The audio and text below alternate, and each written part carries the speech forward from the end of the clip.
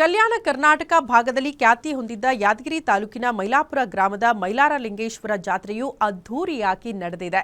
ಜಾತ್ರೆ ಅಂಗವಾಗಿ ವಿಶೇಷ ಧಾರ್ಮಿಕ ಕಾರ್ಯಕ್ರಮಗಳು ಕೂಡ ಜರುಗಿದ್ದು ಶ್ರೀ ಮೈಲಾರಲಿಂಗೇಶ್ವರನಿಗೆ ಆರತಿ ಬೆಳಗುವ ಮೂಲಕ ಉತ್ಸವ ನಡೆಸಲಾಯಿತು. ಸರಪಳಿ ಹರಿಯುವ ಕಾರ್ಯಕ್ರಮದ ನಂತರ ಈ ವರ್ಷದ ಕಾರ್ಣಿಕ ಕೂಡ ನುಡಿಯಲಾಯಿತು. ಶರಣಪ್ಪ ಪೂಜಾರಿಯವರು 4 ಮೂಲಿ 8 ದಿಕ್ಕು ಸಂಪೂರ್ಣ ಕುತ್ತ ಬರುತ್ತದೆ ಅಂತ ಕಾರ್ಣಿಕ ನುಡಿದಿದ್ದಾರೆ. ಇದು ಅಪಾಯಕಾರಿ ಸೂಚನೆಯಾಗಿದೆ.